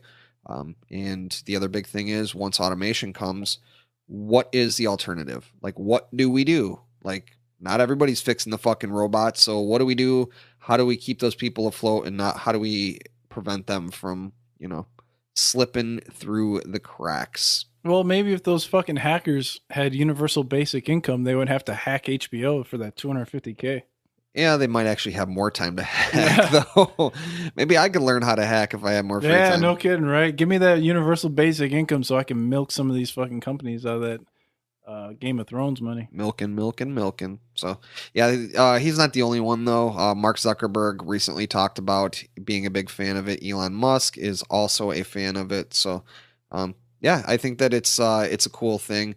And they kind of talk about, too, how he wants to have that. So, it's kind of a continuation of, like, unemployment. So, like, you're on unemployment or whatever, and then, you have to meet all this criteria, and so you can continue to get that. And so you end up with a really shitty, low-paying job that you have to go to, and you have all that stress and all the other bullshit that we talked about, but you got a low-paying job, too, so you're spending all your time there. You're stressed out because of that, and that's what you're utilizing to be able to, pay your bills, feed your family, keep a roof over your head. So he wants to continue to give that amount of people to, even people that have a job. So, and I think the big thing with this is, obviously, people that are well beyond my realm of, would have to break down exactly where this money is coming from. But it looks like, it's basically going to be redistributed from other sources. Like, it's not like, you're getting taxed more for this. We're just redistributing this. They were talking about all the money that is going to be saved from all these companies from automation, because, let's be honest here. Once the robots take over, the robots, obviously, it's a one-time investment. Hey, maybe you have to fix the robot, whatever. But then that's the end of it. Now you don't have to pay someone and give them benefits and all that. And so instead of these companies just taking all of this additional money and just having additional profits, like what if we could sort of redistribute some of that? And I know, obviously not everyone's going to be keen on that because socialism, whatever. But yeah, I think it's a good idea, and it keeps people afloat, and it keeps people not as stressed, and it helps with mental health in our country, which is obviously a huge fucking issue. And drug abuse and alcohol abuse, and I mean, so on and so forth. So many things that are rooted out of, these problems. So I like it. I've talked about how much I like it. And so that's why the transition was what it was. I like it a lot. So anything else you wanted to say on this, Eddie? Universal basic income is interesting. It's still kind of early for me to have an opinion on it quite yet. Don't have enough results from the other countries that have tried it, but I think there's actually a lot of results though. Okay, what are they? Hold on, it's like right in the it's like right in the article from. I haven't read the results yet, but Finland here, Canada started using it. We talked about it in the podcast multiple times. They've only been doing it for like 1 or 2 years. It hasn't even been like a very long time. The sample size is very small. We'll come back. The sample size for universal basic income is extremely small. If I can get it on a much grander scale over a elongated period of time where I can analyze data on the results, that'd be great. But until then, I don't have an opinion on it, and I can't say whether it's a great thing, a good thing, a bad thing, or a very bad thing. It's hard to say. They're utilizing it in Kenya. I'll send you all of this. I believe we actually talked about this too. It was actually used. Kenya? Yes, in Kenya. I don't think we talked about Kenya. But pretty sure we did. It doesn't matter. Anyway, whatever. You're not paying attention. You're not paying attention to our podcast. I'm listening. Anyway, I'm not. Universal basic income. Ray loves it, but it's still early. Way too early. Okay. So what is the fix then, Eddie? Get a job. Go to work. Get a job. Go to work. Do something with yourself instead of playing PlayStation all day. Wait a minute. Don't you not have a job? Who the fuck are you talking to? Yeah, but I got money. Yeah, you do have money. So, and I have a job and I don't have money. So what the fuck am I doing wrong? Just give me free money, please, please, please. So yeah. Anyway, while we wait for the government to give us free something for nothing, our friend Eddie the Jerk is going to give you some free stuff, and that is social freaking media. So Eddie, why don't you hit him with it? Yes, indeed. We are live all day, every day. Facebook, Twitter, Instagram. Give us a follow. Give us a like. Give us a comment. Give us a subscribe on iTunes, Stitcher, Google Play. And also, if you can, you listen to the podcast, give us a review. Tell us what you think. Good, bad, or indifferent. Just let us know what you think. And then subscribe to us on Twitch. It's been a while since we've been on Twitch, but we're looking to get back on there. We might be back on there this week sometime. Playing a little Jackbox, having a little fun. These Jackbox parties get crazy. If you want to know what we're talking about, just take a look at our Instagram pictures, and you can see that Ray the Jerk is proficient in the Jackbox drawful game. I'm pretty good. And when they give me motorboating. Yeah, he kills it with his phone there. So make sure you subscribe, because if you don't subscribe, you're going to miss it. And then the official website of the Jerk of All Trades podcast is joatpodcast.com. You can the one. Listen to all the episodes there. All of our friends listen to that. Go to joatpodcast.com and listen to the episodes there. It's the best place to listen to it. Yeah, iTunes is nice, but not everybody has a freaking Apple phone. So that is that. And then for any questions, comments, or things that you might want to talk about, jerkofalltradespodcast@gmail.com. We are here for you. And we will be here for you once we come back from the break. Yes, let's hear Eddie give you some more free stuff and our Audible trial. So we'll be back. Hey, what's up, guys? Eddie the Jerk here from the Jerk of All Trades podcast, and thank you for hanging out with us. As you guys already know, I've been on this Audible for a while now, and I'm totally digging it. When you use the link audibletrial.com/JOAT podcast, you get a free audiobook when you sign up, a free audiobook every 30 days thereafter, and discounted audiobook pricing as an Audible member. If you already have an Amazon account, it's so easy to sign up. It literally took me like 10 seconds to set everything up. My audiobook of choice this month is Game of Thrones, A Song of Fire and Ice, book number 1. If you haven't seen the show, no big deal. Go ahead and get caught up with this audiobook. And for you fans of Game of Thrones, you already know what time it is. You're going to love this audiobook. Once again, the link is audibletrial.com/JOAT podcast. Go start up your Audible subscription like a king with Audible and the Jerks. If you like stand-up comedy, sports, entertainment, interviews with guests, things you talk about with your boys in the man cave, then tune into the Man Cave Chronicles podcast on iTunes, Stitcher, Overcast, and Pocket Cast. All right, guys, we are back. And as fans of the JOAT podcast, you guys know we aren't afraid to delve into the what ifs and the what could be in this crazy, mad world. And we have found another gem. So what if people could be controlled by somebody holding a remote? And I think the other question to that is, what kind of batteries does it have in it? Because what if the remote had shitty old school alkaline batteries that died? Then you'd be fucked. So that'd be crazy. So anyway, remote controlled humans. Let's fucking talk about it. So yeah, who needs robots when you have remote control humans? Yeah, I mean, you can basically turn humans into your own personal robot, right? Until they die, yeah. There's a lot of implications of this thing. So yeah, there's a physics professor out at the University of Buffalo at the College of Arts and Sciences. Arnd Prawl. Yeah, he's a jabroni. No, Not really. Not really. I mean, he focused on a technique called magnetothermal stimulation. I don't even know what the fuck that means. So this guy has an entire technique based around it. So yeah, it requires the implantation of specially built DNA strands and nanoparticles which attach to specific neurons in your brain. But once the minimally invasive procedure is over, the brain doesn't sound that minimally invasive. That's what they tell. Right? That's what they tell you before you sign up for this it. They're like reading an infomercial. Totally minimally invasive. Like it's not even a big deal. No big deal. So once that minimally invasive procedure is over with, the brain can be remotely controlled via an alternating magnetic field. When those magnetic inputs are applied, the particles heat up, causing the neurons to fire. So basically, your brain starts working without you deciding your brain is starting to work. Somebody else chooses that your brain is starting to work and make you do things that you weren't prepared to do. Literally fucking terrifying, right? I mean, this is kind of actually, this is just a thought. This is almost like hypnosis, sort of, right? But like, it's like, you know, like new school hypnosis, except it could really be utilized in really terrifying fashion, I feel like.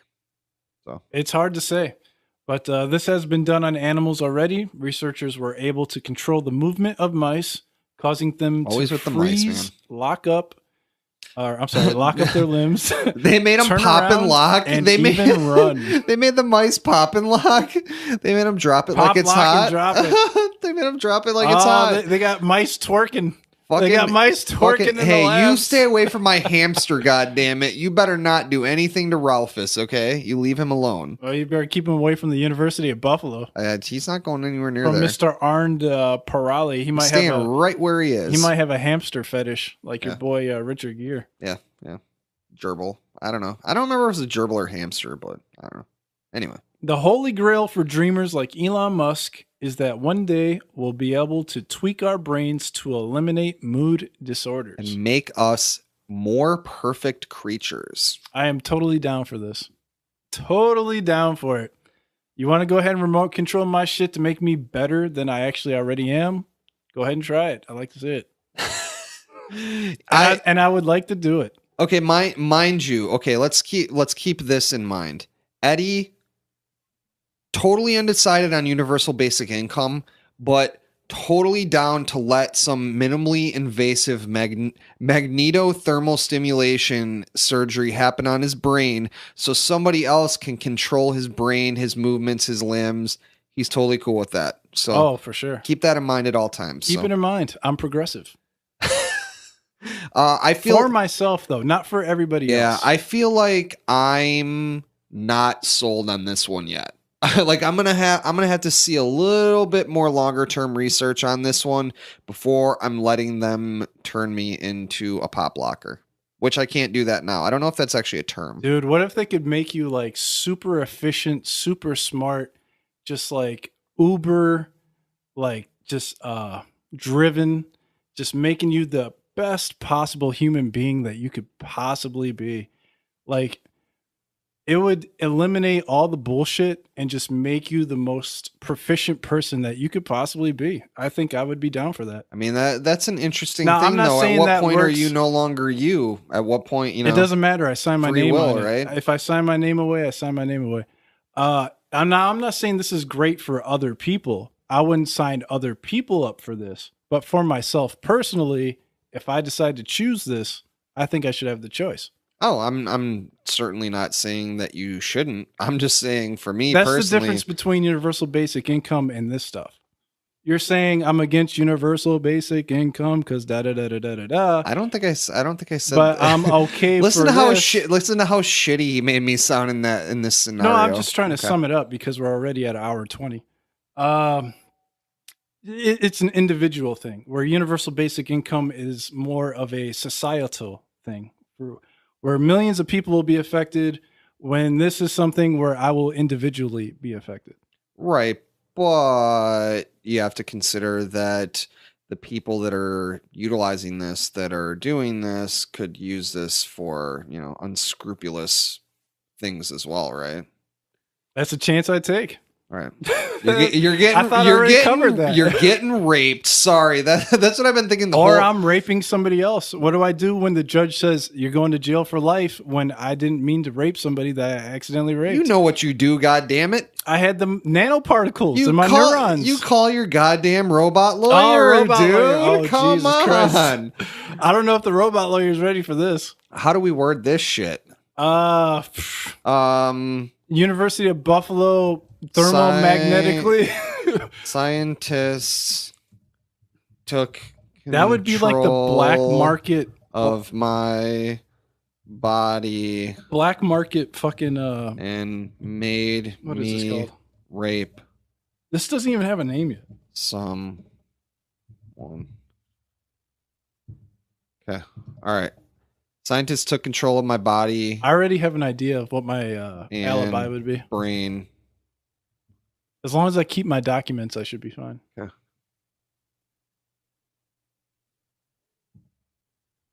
I'm sorry to hear that. Here's how I can help. Need extra help? We can help you within 24 hours. Basically, I'm going to keep all my documents, and the company that I sign with is going to be responsible for any. Hold on to your receipt. Uh-oh. Hold on to your receipt. That's it. No, I'm telling you, you should hold on to your receipt. Okay. So, yeah, basically, if you see Eddie the Jerk being nanoparticled thermomagnetically, hide your assholes because you might get raped. Hide your kids, hide your wife, hide your assholes. You never know when the you're about to get raped. Black market fucking University of Buffalo Arn Paul guys are gonna fucking use this shit for evil and not for good. Right. I mean, well, let's hope that they're gonna use it for good, but it's hard to not think of. I've seen a lot of science fiction and horror movies in my life, and so this is the beginning of that movie. This is the setup of the movie. What if they could use this to make police officers better? And like, I mean, they already have cameras on them, and they do things like attack fucking and arrest nurses who refuse to take blood samples illegally. That's what I'm saying. What if they could make them? They tell white ladies, "Don't worry, I only kill black people," even though they know they're being recorded or they have a fucking camera on them. So, yeah. So this procedure would eliminate all that. Not really, because it's all about the people that are behind it. It's all the people that are controlling it. It's just a different person controlling. This implies that the person that's controlling it has better Good or more intentions. upstanding morals than the person who they're controlling, right? Yeah, and that's what if they you have were saying. It worse? could What be if they have used for good. worse? If they have worse, then we're all fucked. Yeah. All right. We're all fucked. But if they have that's good what I wanna see more. intentions, they could make police officers better, stop killing people, and stop doing shady shit. You know, they can just they could they can trim the fat and make people better as a human race, That would which be would cool. be crazy, super crazy. I mean, you want to talk about people inventing stuff and creating like super progressive ideals. This could be the first step, but it is scary. But like I said, I'm down for it. So Yeah. I'm not signing up for it yet. I'd like to see a little bit more research on it, but if it makes it so that I can make more money, I'm all about it. I mean, yeah, all about it. I'm sure it's going to be expensive. So anyway, All right. Well, the scientists holding the remote control to my brain are telling me it's time to go to the JOAT video corner. Ray, what do we got this week? we got some fun shit. So this first one, I believe, this is for me. I actually picked this out, so but I should probably pretend that Eddie picked it out. But this is stem cells can be used to cure baldness. So let's check this bad boy out. All right. Are you up there? Yep. All right. Ready? Are you gonna play the audio? I mean, in the background, yeah. All right. All right. Ready? All right. Stem cells could be the key to curing baldness for good. Yay. Biotech startup has raised $300 million to prove it. Here's a guy. He's combing his balding hair. Use stem cells to manipulate that was moving too fast for me. Body uses to regenerate and repair different organs. Now they're going to use them for your hair. As we age, the proteins that direct these stem cells get imbalanced. There's an old guy looking out a window. Here's a scientist doing sciencey things and stuff. She's curing baldness right now, I believe. Here's a guy talking that I can't hear for some reason. Oh, there it is. There's the shitty music. This makes me feel calm. Yeah. They saw a 10% increase in hair growth. I'm down for that. Yeah. They're entering phase 3 trials pretty soon here. This looks now, gross. is this only for your head or is this for like... I mean, if you... who is balding like I'm like... I have male pattern baldness on my pubes. Yeah, like say hypothetically your pubes got lit on fire. And the hair doesn't grow back. Oh man. Could you use stem cell treatment on your pubes to get your pubes back? Because that would be nuts. Did we just find out that Eddie lost his pubes in a freak fire accident? There's only one way to find out. There's only one way to find out. You want to see? It's going on to the Instagram. Yeah. Oh my god. Okay. All right. So yeah. So there's that one. This one I'm actually super pumped. I've only seen. Whoa. We can talk about that for a second. Oh yeah. Stem cell treatment is very cool. I'm all about stem cell treatment. You can use it. They're actually talking about using it for macular degeneration, which is something my grandfather has, but he's not willing to, go with the process, unfortunately. But a lot of athletes use it for injuries to their back, to their knees, to their necks, and United States and their pussies and their cracks. Yeah, the United States hasn't fully come around to it, but they're slowly coming around to stem cell treatment. But other countries such as Germany are really big into stem cell treatment. So looking forward to seeing what other stuff, new stuff like the baldness treatment will be coming forward with stem cells. This is similar to the, remote control humans where if we can make people better, let's just go ahead and do it. Like, why fuck around?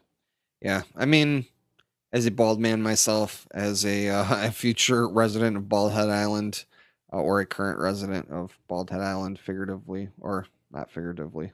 Yeah, I mean, if it was easy to do, maybe, if I could just take like one pill once and then like I would be cured, then it'd be one thing. But so there's gonna be a whole fucking thing, and you gotta go like I'm not interested in doing all that. So I don't know. We'll see. I mean, it's cool. I would like to have long flowing Fabio like locks again, but Raven like hair. not these days. But Oh, Raven had some good hair though. he did. He back in the day. He had some big hair. So shout out to the Raven Effect podcast. Yeah. What up? So yeah. Maybe one day I won't be bald. We'll see. So maybe I'll just grow my skullet out. Never know. All right, so next video here, I actually saw, so we kind of send the videos to each other, but we don't actually, we don't watch them until onto the podcast. And so I actually saw just the name of this thing, and I saw like 1 second of it as I favorited it, and I was LOLing to myself. So I'm pretty excited to watch this. This is Lowe's, which is a former employer of mine, is giving its workers Iron Man suits to carry lumber around. Oh my God. So, all right, let's see what the fuck this thing looks like. Let's play this thing. Oh my goodness. Oh okay, my God. You got one guy not using it. Oh my God, look at his back. It's from Virginia Tech. It's a cyborg. It's like a weird apparatus that goes around your back. See, this is what I'm saying. You get this apparatus that helps you lift all this heavy shit. And then you get a wearable exosuit. You get the brain remote control, and you got these motherfuckers at Lowe's just doing work all day long. This is just absolutely fucking insane. Like, I mean, I get it, sort of, but no one's gonna want to wear this motherfucking thing. I'm telling you, it is absolutely ludicrous. So once their back goes out, they fucking have to wear it. It is so fucking ludicrous looking. This is one of our first topics. We talked about fucking Lowe's and their goddamn the Lowbot, and it's like, okay, so I don't think it's the worst idea in the world. I mean, I think that it's a novel concept, but first off, like seeing like in the environment, like people are not going to want to wear this fucking thing. It looks absolutely ludicrous. And number two, like you guys are fucking way more shit up and you're investing in the wrong things, dude. Like, I would laugh so hard if I saw some guy in his lunch break wearing this thing. Oh my God, dude. Like, goddamn. Like I feel like an idiot. Like I drive power equipment and like I drive a what's called the order picker, and like there's like a harness thing on it. And, like I have to get off of the thing because it like prevents you from whatever falling and falling to your death. And if I get off the thing and I'm wearing that goddamn harness, like I feel like a fucking idiot. So I'm definitely not wearing a fucking exosuit while I'm at work. Like I'm just gonna hurt my back like normal people do. So anyway, that's a great idea. Yeah, gonna hurt my back at work the other day, but yeah. I'm a real man, so I just tough it out. So there you go. Anyway, yeah, that thing is absolutely ludicrous. So, but good going, Lowe's. Good going. All right. Next one we got. This is the transforming chair. Yes, the transformer chair. Okay, let's check this. Right, 3, 2, 1. It looks a little small for me. Yeah, but it's highly adaptable. It's made of a squishy forest. It's like weird little triangular foam things. Yeah, it's like rectangular foam pieces. There's 16 of them in a square container. Yeah. They're stems. Are they made of stem cells? Oh man. And they're all squishy and fucking comfortable, and you can jump on it and fucking like it's like a goddamn you can use your laptop. It's like a beanbag sleep chair. In it. Yeah, it's like. And like some of them stretch out and some of them squish like really like squishy. It's $1,800. Yeah, it's too small. I could fucking make this thing for so much less than that. Dude, okay. What was wrong with regular chairs? They weren't squishy. Like those ones, right? I mean, my couch is like sort of squishy. I just gotta look at this ET thing. It's fucking hilarious. Oh my God.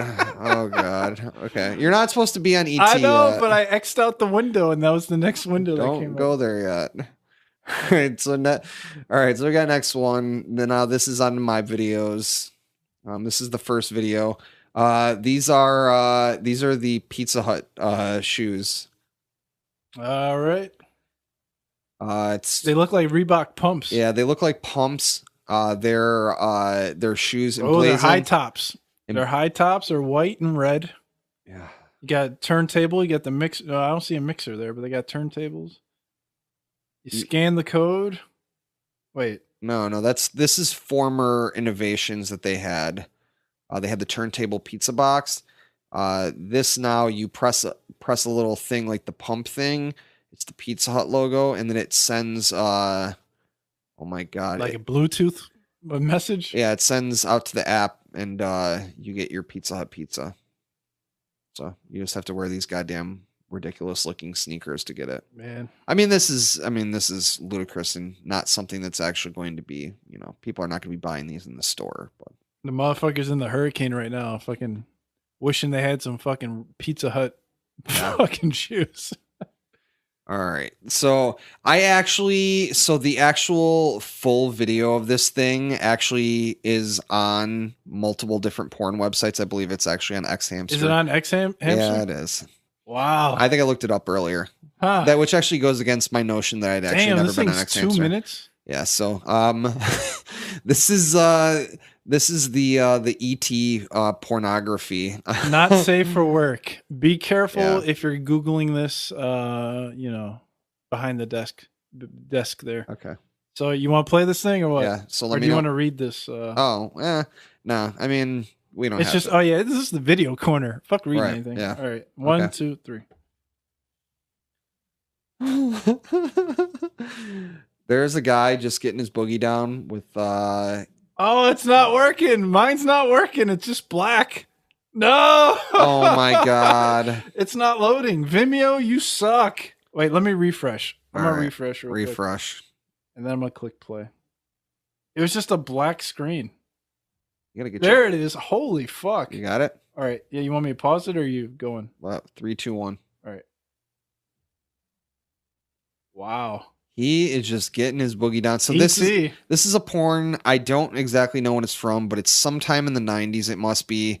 And this is the most disturbing looking fucking ET motherfucker you have ever seen in your life. It's a chick with a disturbing ET head on with absolutely no motion, and just getting straight up boned. Here is ET actually first coming onto Earth here before coming on Earth. Spaceship action. Oh, ET's playing with herself there. She is touching her space vagina. Oh. And it is. Oh. There is actually emotion on that face. Oh my god. Oh, it is seriously horrifying. Oh no. Oh, god damn it. ET is licking. I see a tongue in there somewhere. Oh god, licking the finger, and there is a girl that is being boned here. Oh my god. I wonder if this ET is an IMDb for this. I don't know. What's wrong with that finger? What's on that finger? Oh no! Oh my god. Oh shit. So I think is there different? Because that looked like that was ET getting a blowjob earlier. Yeah, I think. They go back and forth between. Well, isn't ET unisex? Oh yeah, that's right. Both male and female.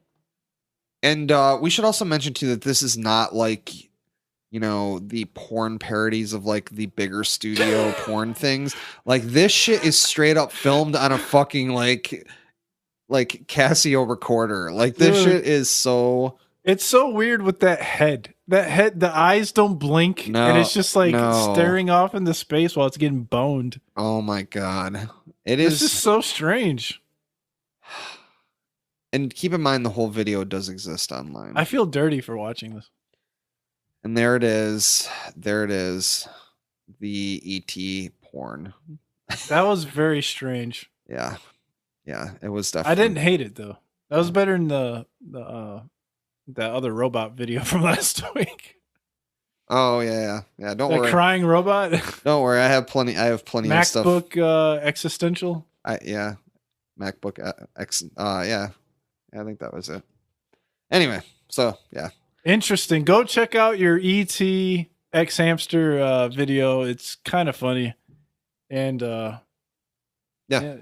hey, if you enjoy ET getting boned, that's your video. Yeah. So we're actually going to start putting the JOAT Video Corner videos on to the JOAT podcast website. We're going to start having them in the blog every week. So you guys can check out all the videos that we watched on the podcast, and you can further understand what the hell we were watching, what the fuck we were watching and trying to input into our brains and then try to tell you about. So yeah, definitely check that out. So but from one JOAT favorite to another, it's time for the results of last week's Universal Call Out, which is typewriters. So typewriters, you weren't and last week is in quotes, quote unquote. Last week. I know it's been 2 weeks, but whatever. So, once again, the Universal Call Out delivers for typewriters. Not as much as it normally delivers, but... Yeah, but we had a stacked episode this week, so we're good. I mean, what were we at? Hour and 35 already, and we're just now getting to the Universal Call Out. So, the first story this week, or from the weeks of the Universal Call Out, how typewriters have changed everything. It was a link from a website that talks about the history of typewriters. The Boston Globe. Dating all the way back Boston to Globe. 1888. Yeah. Citing typewriters saved 40 minutes out of an hour compared with the pen and one person. Typing was faster than 6 clerks with a pen. So one person on a typewriter was faster than 6 people with pen and paper. It was a boon for female employment in the early 1900s because a lot of your secretaries, clerks, a lot of the jobs that women are really good with, because women are really good with their hands. Not to be misogynist or anything. Well, we're talking about 1900s. There aren't a lot of women that are engineers. I don't even think they had the right to vote in the 1900s. Did they, Ray? I don't know exactly when they got the right to vote. But okay. Yeah, well, probably not. So for women, this was a big thing in the early 1900s. And now they have exosuits. Yes. And now they're working at Lowe's with their exosuit, which is probably like 20 times worse than fucking being a fucking secretary. But 1920, by the way. Okay, there you go. So this was a lot earlier than the women's right to vote. And it says here, we ought to look at the typewriter as the equal of the telephone and the electric light in creating the new businesses of the world in the 20th century. Yeah, absolutely. Yeah, I thought this was interesting too, because this is basically a guy he's the last typewriter repairman in Boston. So he's been doing it for a long time, and there used to be a lot of companies in the yellow pages, as they refer to. And now he's the last one, and he actually gets a lot of business still, because there still really is a lot of typewriters out there. You've got places that have them as like the backup for if the computers go down, and then you have the municipalities and stuff like that. And so he's basically still out there, and he's still running his typewriter fixing game, and he's doing pretty well for himself. So there's kind of this cool little article about him, and it kind of delves a little bit into the history of the typewriter and how impactful it was, and then talks about how someone got killed by a typewriter. Oh, wait, no, that didn't happen this week, thankfully. I was waiting for someone to get murdered by a typewriter, but it didn't happen this week. So that would have been so crazy. Yeah. So anyway. Craziness. Yeah. So you ready for some Inspirobot, Ray? Oh, we got one more story, too. Oh, we got another one? Yeah. Yeah, one last one. We got the typewriter documentary.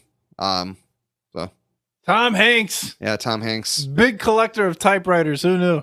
Yeah. Is this thing? I don't know. I was gonna say, is this on Netflix? But no. It's like a brand new California typewriter. Yeah, it's a brand new documentary that's just made its debut at the Tellerud Film Festival. I guess it's getting really good reviews. Tom Hanks is in it. I guess he's a big collector of typewriters, vintage typewriters. And Sam Shepard, who had died recently, was also in the movie. He's a big collector. John Mayer. And so they kind of talk about their love of the typewriter.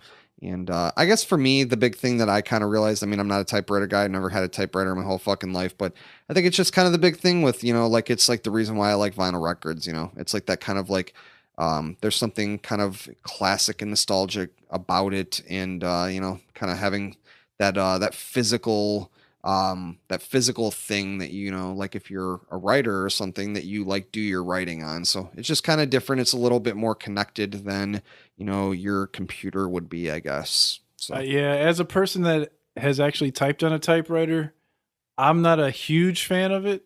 I can see why it was so popular back then. Computers are so good. Like, there's a lot of things that you can do on the computer a lot faster and more accurately than a typewriter. But yeah, I can see why people would like it, like the hipsters and stuff. But I'm telling you, man, it's so if hateful. if I had a choice between typing on a computer and typing on a typewriter, well, it says here that they got a lot of young people buying these old ass typewriters, which, you know, I'm sure if you asked one of these young people to type up a letter format for you, like 3 pages long, it would look like a giant glob of shit because they don't know what the fuck they're doing. But, Man, that was a gross generalization. And I would actually vote that I mean, if they were invested enough to go and buy a typewriter, that they would knew what they were doing. I doubt it. Obviously we were making, you know, sweeping generalizations, but I'm sure that some of them, you know, have a deep enough investment in it to do some research on it. Right. So like, you know, like for me, like, all right. So when I grew up, you know, I was born in the early 80s. So like by the time that I started getting into music and stuff, the record was no longer really that popular anymore. So I had cassette tapes. And so anyway, probably, I don't know, maybe 10 to 12 years ago, I started getting into records and I got a record player. And so, you know, hey, I didn't know anything about it. So I did a bunch of research and I learned about it. And so I wasn't just, you know, some fucking dope, you know, that was collecting old pieces of plastic. So I'm sure that not everybody is going to be that way. But anyway. Yeah, I'm also sure too that I was going to let you get away with that. These guys are not using the typewriters that they're buying. Because what are they going to type and where are they going to send it to? Listen to negative Nancy over here. Negative Nancy. What are you typing on a typewriter in the year 2017 and where are you sending it to? That's what I want to know. I mean, you don't have to send it anywhere. You could just you could just write things, right? Like you could just type. You could just type. No, I mean, like if somebody was like a writer or something, like I suppose, you know, maybe they feel more connected to their fucking typewriter. They like the complete. They fucking write poetry. They fucking do whatever. I don't know. It's just the complete opposite. They write their goddamn journal to buy a typewriter to begin with. But whatever. How is that? Because you buy a typewriter to type stuff and to make letters and to send them to people and to create. Who are you to be the determiner of why you have a typewriter? Because in the 1900s, that's what typewriters were used for when they were invented. They were used for a lot of things. I'm sure that people wrote journals and shit on it, and they just like, you know. Do you know how much it costs to buy ink for a typewriter? No, I don't. I've never had a typewriter before. Why would you waste useful paper and ink for a journal on it? You said people use a journal for a typewriter? Yeah, I'm sure. How do you think that people... Oh, moving along. You don't think so? This has gone off the rails. Oh my God. I 1000% don't believe that. I'm going to look that shit up, dude. Yeah, you don't think that anyone ever has ever written a journal as a...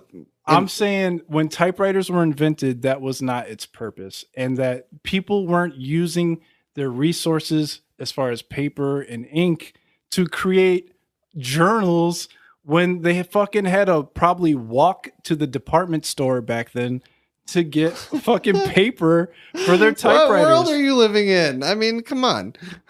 The same world as you. Oh my God. How are you going to be the determining factor of what people strictly use typewriters for? I'm sure when computers were invented, they weren't thinking that, you know, we would have a podcast of this nature, but things change, time changed. People use things for different purposes. I think I'm going to go home and write my journal on my typewriter. You don't have a typewriter. You're not fucking hip. Like, I'm going to buy a motherfucking typewriter right now. I'm going to buy a typewriter now, and I'm going to learn how to type on it. I'm going to type 90 words a minute. And I've never heard of anything like that before in my entire life. I'm going to write, Eddie is not the determining the be all end all of what people can use a typewriter for. Well, we can ask the people. If you have a typewriter, have you ever written a journal to yourself on your typewriter? Because if you have, I would love to read it. And I would love They're not going to let you read their typewriter journal. Why not? What do you have to hide? They're not going to do that. What do you have to hide? Don't go in my back room where I have my typewriter set up, Yeah. okay? And Where I hopefully, have all like, my inner musings. the structure and the composition of your work doesn't look like a giant glob of crap, because it's not easy to make. Or it can be, because you can do whatever you want with your goddamn typewriter. It's not easy to make. Eddie, someone who's never owned a typewriter in his life, should not be the one to tell you what you can do and what you cannot do with your typewriter. I used to type on a typewriter very often when I was. Did you own a typewriter? Did you ever write a journal? How did I own? Did you write a journal on it? Did I have a bank account when I was 7 years old? I probably did not. I don't know when you had a typewriter. How could I possibly own a typewriter? I don't know when you had a typewriter. I don't even have like the resources to buy one at such a young age. I don't know how old you were when you had a typewriter. This 7. is a story. Okay, now I know. You were 7. Maybe you were mowing someone's lawn and you were saving all of your dollars. And you're 7 years old? Sure. You didn't mow anyone's lawn. Oh, I don't know. Whatever. And you had a fucking paper for the win. You had a paper route. I don't know. If you're still listening, we thank you, because this has gone completely off the rails. It's a podcast. It could be whatever it needs to be. So we're fine. InspiroBot. Let's see what you got, InspiroBot. All right, InspiroBot. Are the politicians razors of joy, with a man standing in the sea up to his dick? Or that might be a woman. Nah, we'll say it's a man. He's got the water level up to his thighs, looking at the water. It's kind of gloomy. Are politicians the razors of joy? I don't know what that means. I hope mine has a typewriter on it. That's all I hope. That would be cool. Doesn't Raven have a typewriter? No, it's just a meme. Oh, I was going to say, you could ask Raven if he writes his journals on a typewriter. That'd be interesting. Oh my God. If he does, then your point is valid. I'm going to do exhaustive research on this over the next week, by the way, just so you know. So prepare yourself. You better do some counter. I don't care. Okay. So neuroscience doesn't change the gold standard. Ooh, it doesn't. And the gold standard is doing for yourself. You don't need someone to control your brain. If you want to type your little fingers on your typewriter, you can type whatever you want in whatever format you want. And far be it from anyone else to tell you how and why and whatever. If it doesn't look professional, I'm going to crumple it up and throw it in the trash. You're never going to see it. Garbage. Never going to see it. If you're buying a typewriter, be professional. Don't be a fucking idiot. You're never going to see it. Never going to see it. I hope that we go back. I hope all the computers crash, and I hope that you have to buy a typewriter. And I hope we have to do the podcast on a typewriter. We have to just type out everything that we're conversing. I hope that happens. I hope that doesn't happen. God help me. You don't know what you're asking for. I don't want that to happen. Have you ever typed on a typewriter? Yeah, like in school, but it's been a long fucking time. Yeah, it sucks. I know. It sucks a lot. You have to type, and then you have to like click that thing, and you have to hit X and stuff when you have to. Yeah, it's fucking bullshit. No eraser on the typewriter. Yeah, no. So, okay. Let's do our randomizer. So, maybe I should say backspace. Yeah. Isn't it weird that computers replace delete with backspace? Yeah.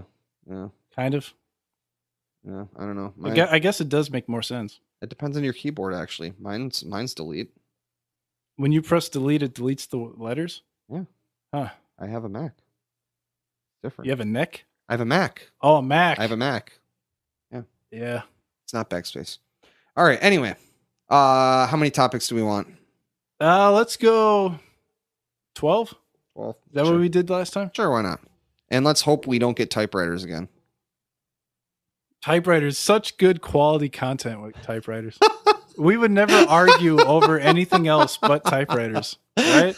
This was great. Oh, are you ready? I was born ready. Seashells, gymnastics, bananas, mules, jewelry, rabbits, wrestling, typewriters, justice, bakeries, horses, and banana. Oh, bananas twice. Double your pleasure. With bananas. We got banana and bananas, and we also got typewriters again. Well, I'm going mules. Oh my! Because I kind of feel like a jackass today. Oh, I guess I'm gonna go with wrestling. Wrestling? I'm gonna go with wrestling. Oh no! All right. I'm not mad at wrestling. All right, that's fine. Let's do it because typewriters are so bad. Hopefully a wrestler doesn't die this week. God, I hope not. Or nothing crazy happens to any wrestlers out there. Yeah. Stay alive, guys. So, all right. So, with that being said, we're going to hit the road. Just so you guys know, we have an awesome episode for you guys next week. Robots are going to be overthrowing the motherfucking show. So we have the all robot spectacular that is coming next week. We have a ton of awesome robot stories, and best believe there's going to be some stuff about sex robots. So, and so much more. So, ooh, yeah. So love you guys. Thanks for sticking with us. We are out. Bye-bye.